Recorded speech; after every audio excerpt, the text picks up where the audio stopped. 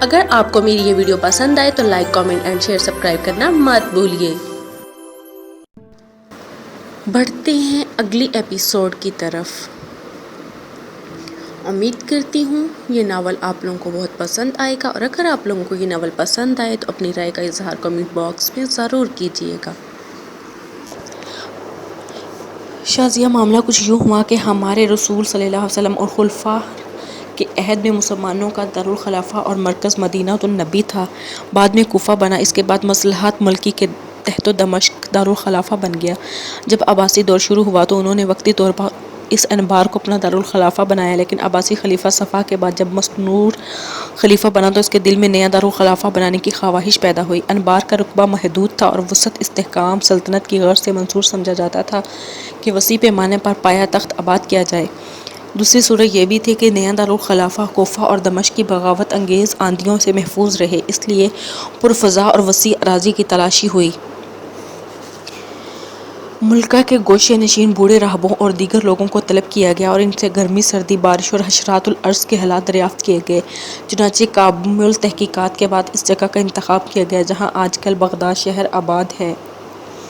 عرب کا یہ زرخیز خطہ سیاسی اسباب کے علاوہ اعتدال آب و ہوا میں بھی ضرب المثل تھا، اور اس کے چاروں طرف زرخیز شہر اور صوبے عباس خلیفہ منصور کے مزاج میں تفتیش اور تحقیق بہت تھی، اس لیے نیا دارالخلافہ تعمیر کرنے سے وہ پہلے انبار سے بغداد کی طرف آیا جہاں پہلے ویرانے ہوا کرتے تھے۔ موصل تک گھوم کر اس نے پورے علاقے کا جائزہ لیا۔ اس کے سفر اس کے ہمراہ کاتبوں کے علاوہ کچھ سرکردہ لوگوں کی ایک مجلس بھی تھی، ان سب سے اس نے مشورہ کیا، ساتھ ہی اس نے اہل امرا کو بھی طلب کیا، ریاضیات کے ماہروں سے بھی مشورہ کیا۔ چنانچہ سب نے مل کر ان ویرانوں میں جو رقبہ چنا، اس پر بغداد شہر آباد کیا گیا۔ جس رقبے کا انتخاب کیا گیا وہ ہر لحاظ سے موزوں تھا، اور اپنی بڑی خوبی یہ ہے کہ وہ دریائے دجلہ اور فرات کے قریب واقع ہے، جس کی حدود میں جنگ کے موقع پر حفاظت کے لیے خندقیں تیار ہو سکتی ہیں۔ نیز دجلہ کے اتصال سے دیار بکر سے لے کر بصرہ، بحرین، ہندوستان اور چین تک، فرات کے راستے سے شام، مصر، خراسان اور آذربائیجان کا تجارتی مال بغداد آ سکتا ہے۔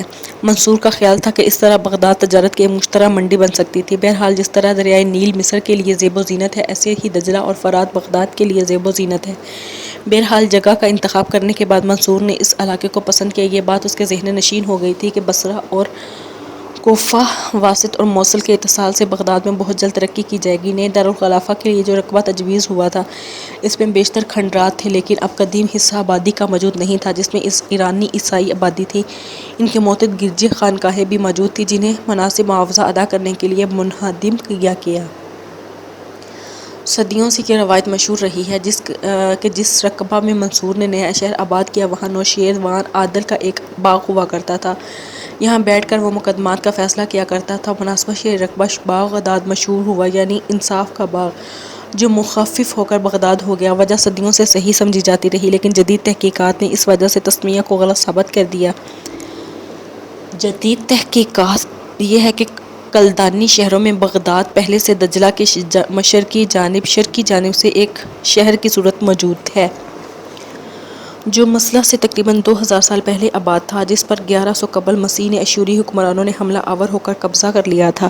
اس عہد میں ایک چھوٹا خوبصورت شہر تھا، لیکن بخت نصرہ نے اپنی زمانہ یعنی 611 قبل مسیح بغداد کو بڑی ترقی یافتہ اور دجلہ کے مغربی ساحل پر ایک رفیع الشان محل تعمیر کیا، جس کی دیواریں محکمہ قدیمہ عراق 1848 میں برآمد کی تھیں، جو قدیم بغداد کی شکل و صورت ظاہر کرنے والی تھی۔ یہ شہر 538 میں ایرانی حکمران کوروش کے زمانے میں بھی تھا، پھر سن 226 میں اس پر قابض ہوئے، اور ہمارے پہلے خلیفہ حضرت ابوبکر صدیق رضی اللہ تعالیٰ عنہ کے دور میں خالد بن ولید رضی اللہ تعالیٰ عنہ نے عراق فتح کیا۔ اس وقت قدیم بغداد کا صرف ایک حصہ باقی تھا جو سواق البغداد کے نام سے مشہور تھا۔ اس زمانے میں یہاں ایک بازار لگا کرتا تھا اور نستوری عیسائیوں کے گرجے اور خانقاہیں بھی آباد تھیں۔ اب بغداد کے نام کی اصل وجہ پر روشنی ڈالنے کے لیے ہمیں موجودہ تحقیقات کو ماننا پڑتا ہے۔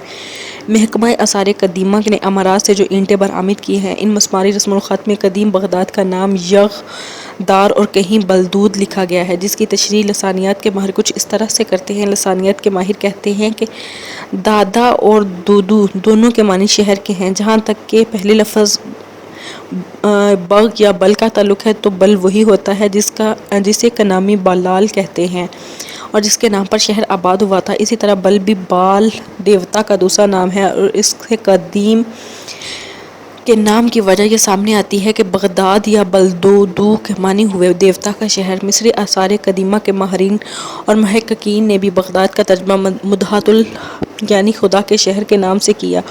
کچھ لوگوں کا خیال ہے کہ بلقدیم گلدانی لفظ ہے جس کا مترادف ہے، یہی لفظ عرب میں جا کر الہی یعنی اللہ ہو گیا اور یونان میں یہ لفظ لکیاس کے نام سے مشہور ہوا۔ بہرحال ابتدائی مراحل طے ہو جانے کے بعد خلیفہ منصور نے بڑے ماہر اور قدیم انجمنوں کو اپنے پاس جمع کیا اور ان سے کوئی شہر کی تعمیر کے لیے ساعت دریافت نہیں کی۔ ذائچے مرتب کیے گئے، اس کے بعد تعمیر کا کام شروع کیا گیا۔ کہتے ہیں کہ منصور نے اپنے ہاتھ سے بنیاد کی پہلی اینٹ رکھی اور جب وہ پہلی اینٹ رکھ رہا تھا تو قرآن مقدس کی وہ آیت پڑھی جس کا ترجمہ یہ بنتا ہے کہ یہ زمین خدا کی ہے اور اپنے بندوں میں جسے چاہے عنایت کر دیتا ہے۔ منصور نے بغداد شہر کی تعمیر کے لیے جہاں بہترین صناعی مقرر کیے گئے تھے وہاں عالم اسلام کے محترم امام اعظم کو اس نے اینٹوں کا جمع خرچ رکھنے پر مقرر کیا۔ اینٹوں کا چٹا لگا کر شمار کرتا امام ابو حنیفہ کی ایجاد ہے۔ عمارت کا کوئی نقشہ نہ بنایا جاتا تھا بلکہ صنع اپنی رائے سے بنیاد ڈال کر کام شروع کر دیتے تھے۔ یہ عام طریقہ یہ تھا کہ پہلے ریت بچھائی جاتی تھی اور اس پر مجوزہ عمارت کا نقشہ کھینچا جاتا تھا، پھر نشانات کو پختہ کرنے کی غرض سے ان نشانات پر بنولے چلائے جاتے تھے۔ جب یہ نشانات پختہ ہو جاتے تھے تو اس کے بعد عمارت کی تعمیر کا کام شروع کر دیا جاتا تھا۔ کہتے ہیں کہ سب سے پہلے شہر کی حد بندی کے لیے ایک فصیل اور شہر پناہ کا کام شروع ہوا۔ شہر پناہ یعنی فصیل کی بلندی 20 گز کے لگ بھگ ہے اور اسی قدر چوڑی بھی ہے اور سوار بڑی آسانی سے گھوڑا دوڑا سکتے ہیں اور لشکر کا سامان حرب و ضرب لانے کے لیے جگڑی اور گھوڑوں کی بگیاں بھی چل سکتی ہیں۔ شہر کی یہ پہلی فصیل ہے۔ اس کے بعد مناسب فاصلے پر 2 فصیلیں ہیں۔ اس طرح بغداد شہر کے اندر تیسری فصیل ہے۔ فصیل کے گرد 4 بڑے آہنی دروازے ہیں جو نقش و نگار میں بالکل مختلف ہیں اور ایک دروازے سے دوسرے دروازے تک لگ بھگ 1 میل کا فاصلہ ہے۔ ہر دروازہ ٹھیک دوسرے دروازے کے مقابل ہے اور ان میں دور دراز کے شہر واسط سے آئے تھے لیکن تیسرا شام سے اور چوتھا کوفہ سے لایا گیا تھا۔ یہ چاروں قدیم عمارات کی یادگار ہیں۔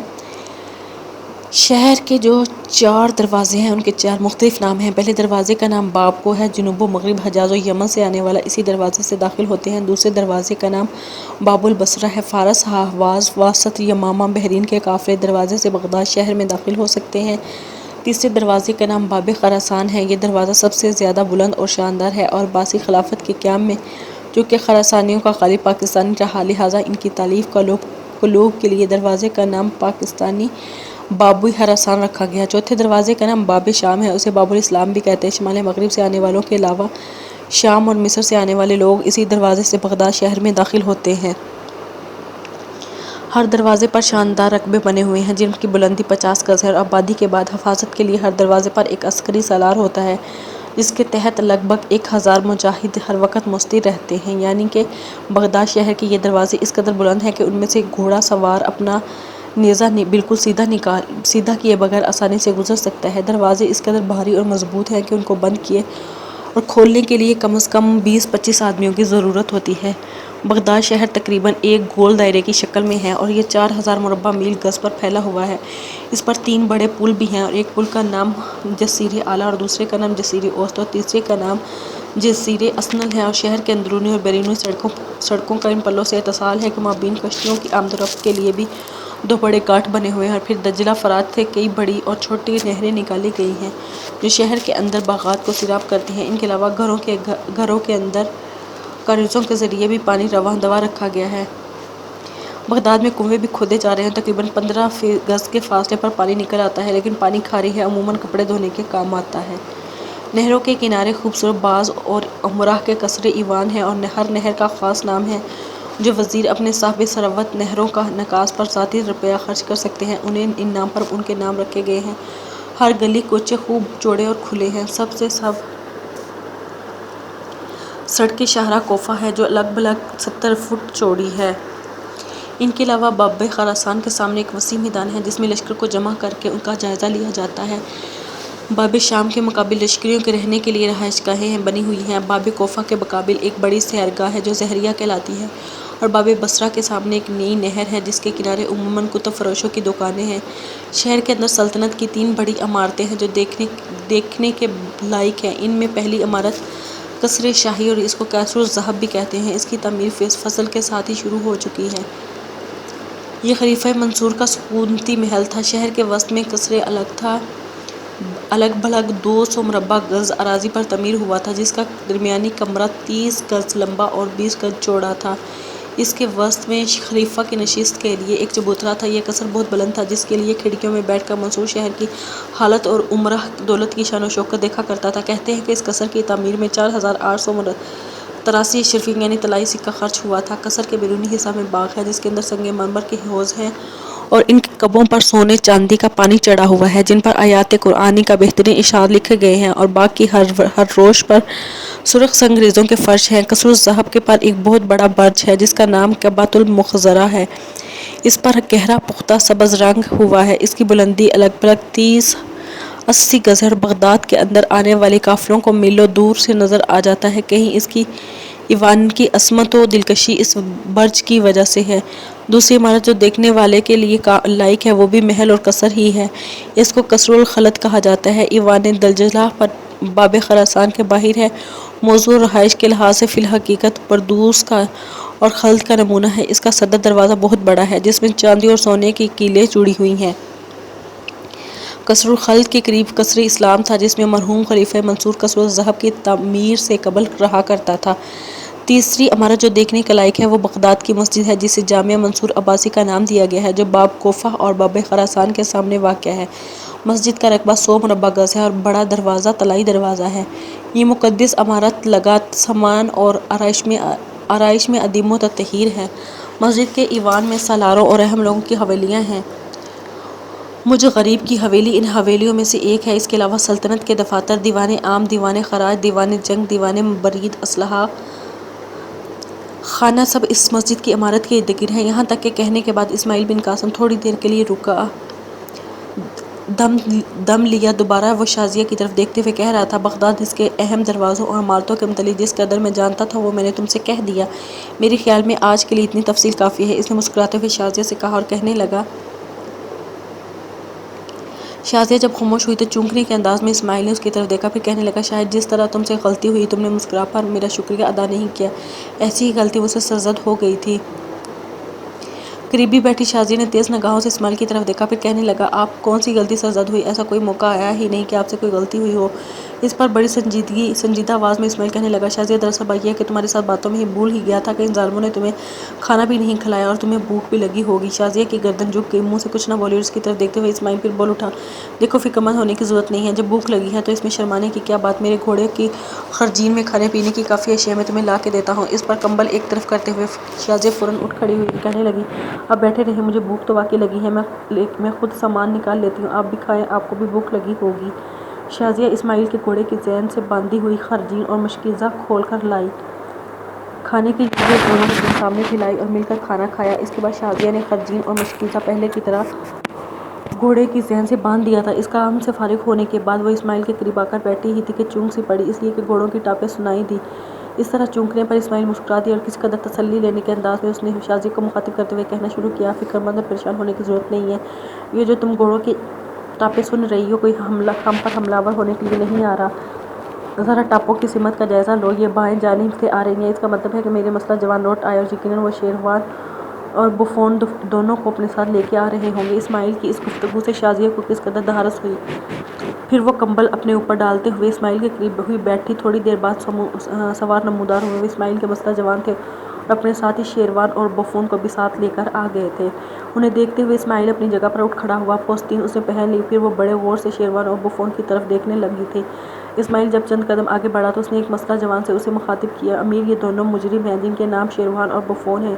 انہوں نے بھاگنے کی بڑی کوشش کی لیکن ہم نے بہرحال انہیں پکڑ لیا ہے۔ اسماعیل آگے بڑھا، ان دونوں کو مخاطب کر کے کہنے لگا: تم دونوں میں شیروان کون ہے؟ اس پر شیروان نے ہاتھ بلند کیا اور کہنے لگا: میں شیروان ہوں۔ طنزیہ سے انداز میں اسماعیل نے مخاطب کیا: تم تو شیروان ہو اور تمہارے ساتھ تمہارا ساتھی بفون ہے، کیا تم دونوں اس لڑکی کو جانتے ہو؟ اسماعیل نے شیروان کو مخاطب کرتے ہوئے اپنے قریب آ کر کھڑی ہونے والی شازیہ کی طرف اشارہ کرتے ہوئے کہا۔ شیروان نے جھوٹ اور دروغ گوئی سے کام لیتے ہوئے نہیں میں گردن ہلائی اور کہنے لگا: ہم اس لڑکی کو ہرگز نہیں جانتے، یہ کون ہے؟ آپ اسے کہاں سے پکڑ کے لائے ہیں؟ جھوٹ بولنے کی وجہ سے اسماعیل تاؤ کھا گیا۔ پھر اس کا ہاتھ حرکت میں آیا اور ایک زوردار تمانچہ اس نے شیروان کے منہ پر مارا کہ شیروان برف پر گر گیا تھا۔